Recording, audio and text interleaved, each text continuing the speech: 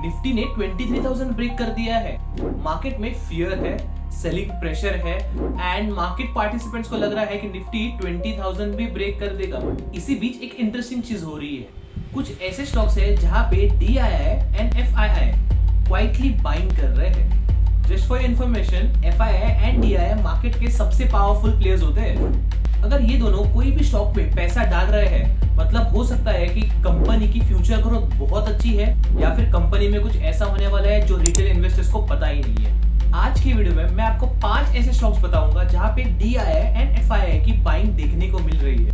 FII यानी foreign institutional investors, ये global funds होते हैं जैसे कि पेंशन फंड्स, हेज फंड्स, जो इंडिया के स्टॉक मार्केट में पैसा इन्वेस्ट करते हैं।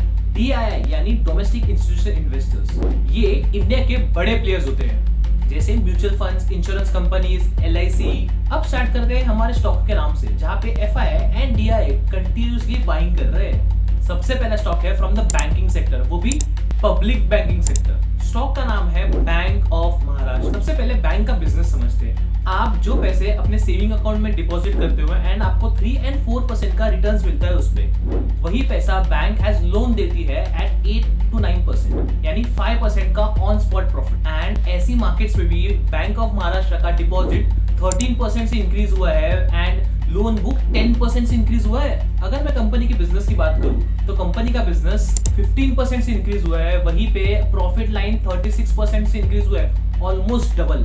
मतलब जितना बिजनेस ग्रो हो रहा है उससे डबल प्रॉफिट बढ़ रहा है। अगर मैं कंपनी के ग्रॉस NPA की बात करूं, ग्रॉस NPA मतलब नॉन परफॉर्मिंग एसेट्स, ऐसा एसेट जहां से बैंक को पैसे नहीं आ रहे लेकिन पैसे आने चाहिए थे, जैसे कि लोन जहां पे प्रिंसिपल ही ओवरड्यू है from the last 60 to 90 days.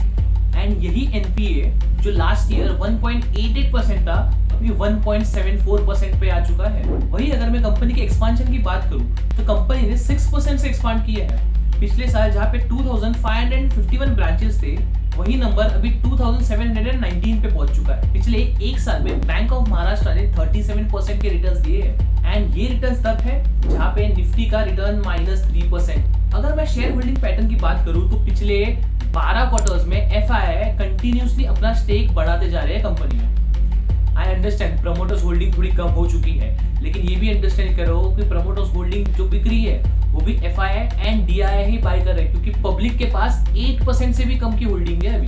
अब क्वेश्चन आता है कि क्या ये कंपनी में रिस्क है? तो हाँ, ये कंपनी में रिस्क है, क्योंकि ये एक पॉलिसी ड्रिवन कंपनी है, policy of government of India. कल गवर्नमेंट चेंज होती है तो हो सकता है कि बैंक में कुछ नए चेंजेस आ सकते हैं। एंड अगर आपको PSU थीम अच्छी लग रही है तो ये सेक्टर परफॉर्म कर सकता है। अब आते हैं हमारे सेकंड स्टॉक पे। अगर आपको स्पेस एंड डिफेंस सेक्टर पसंद है तो ये स्टॉक आपके लिए इंटरेस्टिंग होने वाला है, क्योंकि ये कंपनी मैन्युफैक्चर करती है components and equipment for defence, aerospace, nuclear and clean energy sectors के लिए। एक 50 साल पुरानी कंपनी जिसने पिछले साल 173% का रिटर्न दिया है।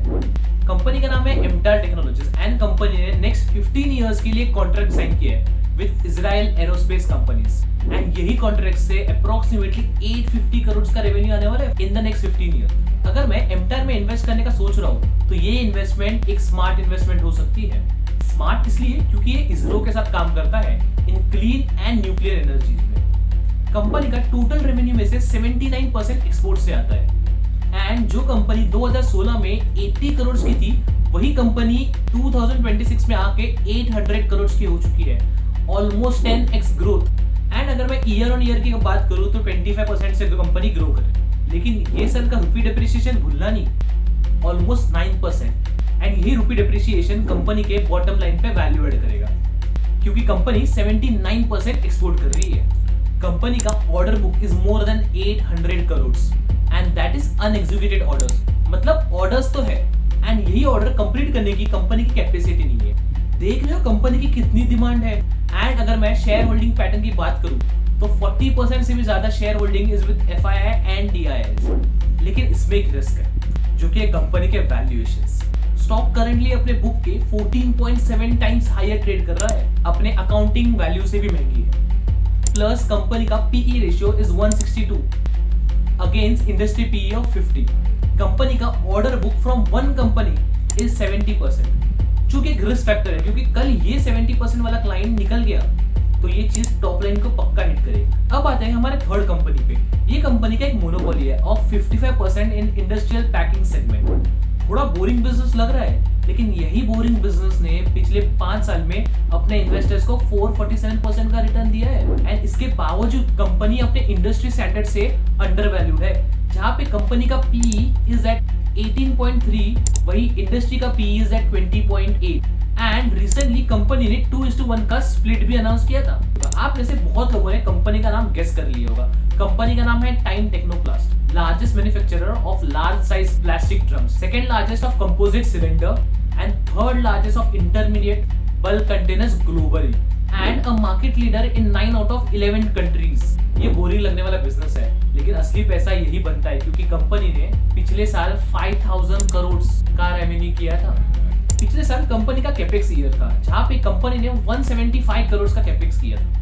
करंटली कंपनी के पास 800 करोड़ का डेट है एंड कंपनी ने बोला है कि मैं नेक्स्ट 2.5 इयर्स में ये डेट क्लियर कर दूंगा, मतलब almost a debt free company. And पिछले 5 साल में कंपनी का CAGR इज 18%। एंड अगर मैं कंपनी के क्लाइंटेल की बात करूं तो कुछ बड़े नाम है यहाँ पे, Godrej, L&T, Indian oil, Jubilant life science, Pidilite, Tata motors, Volvo, Wipro. मतलब एक कंपनी पे डिपेंडेंसी है नहीं।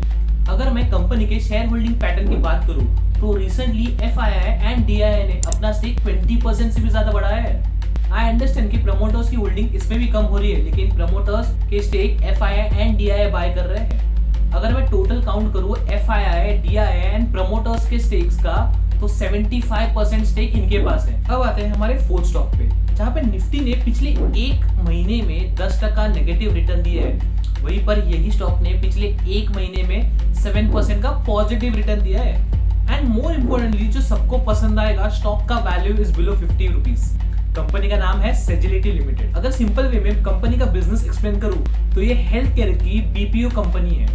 BPO कंपनी का मतलब है बिजनेस प्रोसेस आउटसोर्सिंग। जब कोई कंपनी अपना खुद का काम दूसरे कंपनी को देती है तो उस दूसरे कंपनी को हम BPO कहते हैं। ये company hospitals and insurance company के लिए बैकएंड का काम करती है, जैसे कि claim processing, revenue cycle management, clinic support service and data and AI solutions भी।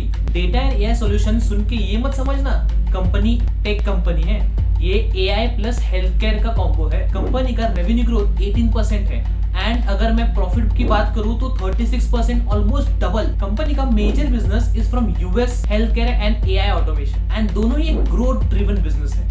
कंपनी के major clients is from US, मतलब डॉलर का भी एडवांटेज है। अब क्वेश्चन आता है कंपनी का रिस्क क्या है। कंपनी में एक छोटा सा रिस्क है, कंपनी के क्लाइंटेल US से है एंड US की इकोनॉमी थोड़ी हिली है। US पे 900 बिलियन का डेट है, प्लस US ईरान के वॉर की वजह से ईरान ने 200 बिलियन का कॉम्पेंसेशन मांगा है फॉर डिस्ट्रक्शन। इतना ही नहीं, कंपनी के टॉप 3 क्लाइंटेल से 63% का रेवेन्यू आता है। ये रिस्क इसलिए है क्योंकि अगर ये 3 क्लाइंट चले गए तो कंपनी का टॉप लाइन भी चला गया। अब समझते हैं शेयर होल्डिंग पैटर्न पे। अगर मैं 2024 से कंपेयर करूं तो FII एंड DII ने अपना स्टेक 3 गुना से बढ़ाया है। हाँ, इस पे promoting holding is a concern. अब आते हैं हमारे फिफ्थ स्टॉक पे, which is from the auto sector. And अगर आप इंडिया के इंफ्रा ग्रोथ पे बेट कर रहे हो तो ये स्टॉक इनडायरेक्टली उसका बेनिफिशियरी है, क्योंकि इसका मार्केट शेयर 60-65% है in commercial vehicles and original equipment manufacturers, मतलब OEM इन डोमेस्टिक मार्केट्स। आपके दिमाग में तो टाटा मोटर्स आया होगा, लेकिन ऐसा है नहीं। पिछले एक साल में जहाँ पे ऑटो के बाकी स्टॉक्स थोड़े शांत चल रहे हैं, यही स्टॉक ने अपने इन्वेस्टर्स को 52% का रिटर्न दिया है एंड इन्वेस्टर्स को मालामाल कर दिया है। कंपनी का नाम है जमुना ऑटो इंडस्ट्रीज। ये ट्रक एंड कमर्शियल व्हीकल्स का सस्पेंशन ऑटो पार्ट्स बनाते हैं एंड 40 कंट्रीज को एक्सपोर्ट करते हैं। कंपनी का क्लाइंटेल भी बहुत सॉर्टेड है, जहाँ पे कुछ बड़े नाम है जैसे कि Ashok Leyland, Tata motors, Volvo, Mercedes Benz. Company ने रिसेंटली अपना डेट कम किया है and almost a debt free company बन चुकी है। अगर मैं कंपनी के वैल्यूएशंस की बात करूं तो ये कंपनी आई वुड से ना ही ओवर वैल्यूड है ना ही अंडर वैल्यूड है। अगर मैं शेयर होल्डिंग पैटर्न की बात करूं तो प्रमोटर्स होल्डिंग कंसिस्टेंटली सेम है, मतलब प्रमोटर्स को अपने बिजनेस पे भरोसा है एंड FII एंड DII ने रिसेंटली अपने स्टेक्स बढ़ाए हैं। हम सबको पता है कि एक ग्रोथ ड्रिवन स्टॉक है and with the fuel concerns going on currently, public transport की डिमांड तो बढ़ने वाली एंड सो हैज उनके सस्पेंशंस की भी। लेकिन इसमें एक रिस्क है कि ये एक साइक्लिकल बिजनेस है। साइक्लिकल बिजनेस इसलिए क्योंकि अगर कल जाके इंडियन इकोनॉमी थोड़ी स्लो हो गई तो हेवी व्हीकल्स की डिमांड भी कम होगी एंड इससे टॉप लाइन हैम्पर हो सकती है। अगर मुझे इन 5 में से किसी एक स्टॉक को चुनना है फॉर लॉन्ग टर्म तो मैं थीम प्लस ग्रोथ दोनों देखूंगा। एक बात समझ लो guys, FI and DI activity important है लेकिन ब्लाइंडली फॉलो करना डेंजरस है। आपको कौन सा स्टॉक स्ट्रॉन्ग लगता है ये मुझे आप कमेंट सेक्शन में बताइए एंड तब तक के लिए फॉलो करें मिस्टिकल फाइनेंस को।